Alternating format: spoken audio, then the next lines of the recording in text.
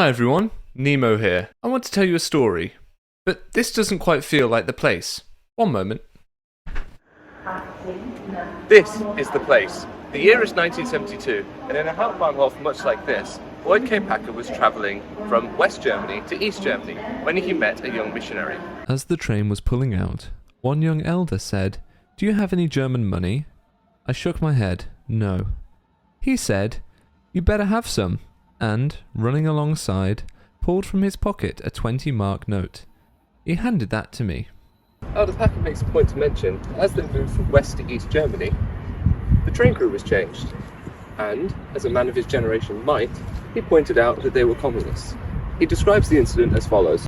About 2 o'clock in the morning, a conductor, a military-type soldier, came and asked for our tickets, and then, noting that we were not German, he asked for our passports. I always hate to give up my passport. I do not like to give up my passport, especially in unfriendly places. But he took them. I almost never dislike anybody, but I made an exception for him. He was a surly, burly, ugly man. The irony of Boyd K. Packer saying that he doesn't like to give up his passport when that is exactly what is expected of young Mormon missionaries isn't lost on me.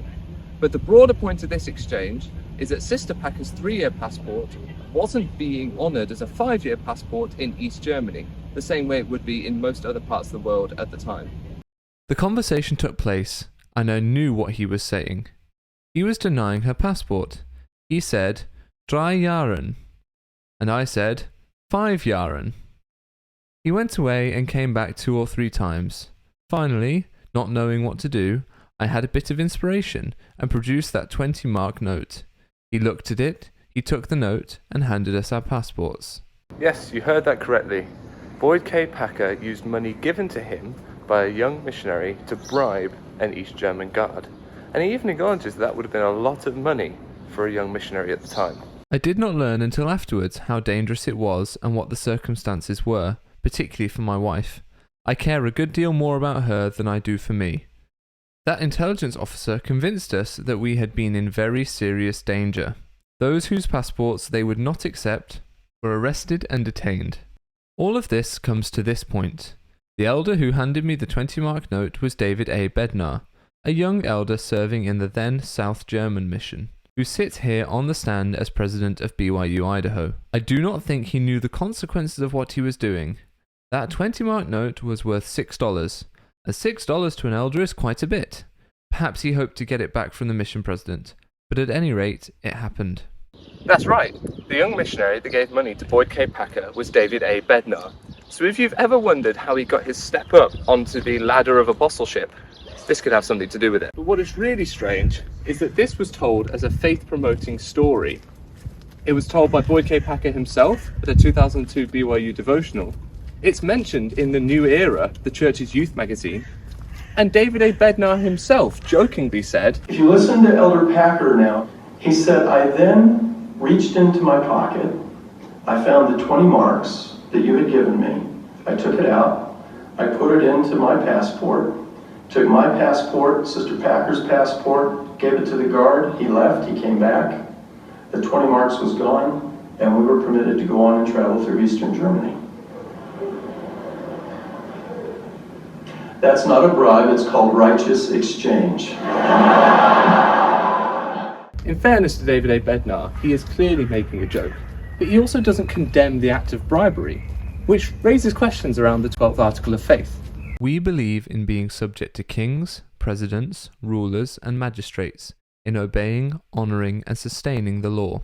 And yet, Boyd K. Packer broke the law, and it's seen as an act of divine providence. Also declared is our belief in secular governments and in obeying, honouring, and sustaining the laws of the land.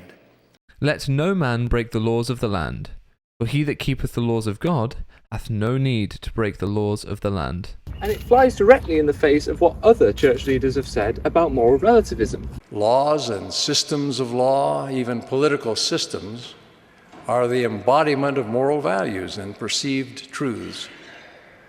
In a pluralistic society, we may debate what values should be enshrined in laws or regulations, and what is right or wrong or true. But in the end, on any given issue, someone's view or some group's view of truth prevails, and everybody becomes bound by it.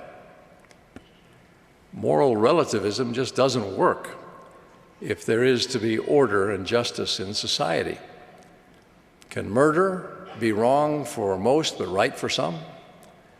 Is a thief entitled to keep what he steals and continue stealing because he believes robbery is right for him, especially since he grew up in an underprivileged circumstance? Why would God encourage any of his children to break the law, contradicting directly one of the core tenets of Mormonism?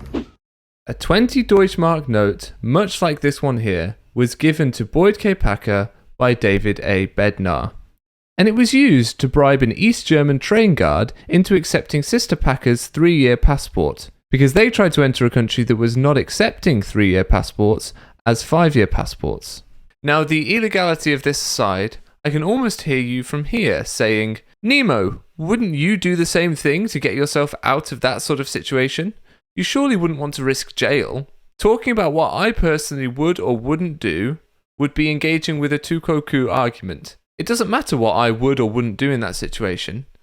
We're talking here about Boyd K. Packer, someone who claims to represent Jesus Christ. And let's say for a moment something worse happens than just Sister Packer being sent back to West Germany, and I assume Boyd K. Packer going with her. And let's say for a moment the worst happened, the possible detention of Boyd K. Packer and or his wife. Well, I'm just going to let you enjoy this montage of many scriptural examples of God's servants being detained, which includes, of course, Joseph Smith. Do what is right, let the consequence follow. That's what I was always taught, but let me know what you think in the comments. And if you think me travelling to Berlin and back to make this video was worth it, then make sure to smash the like button and subscribe for more.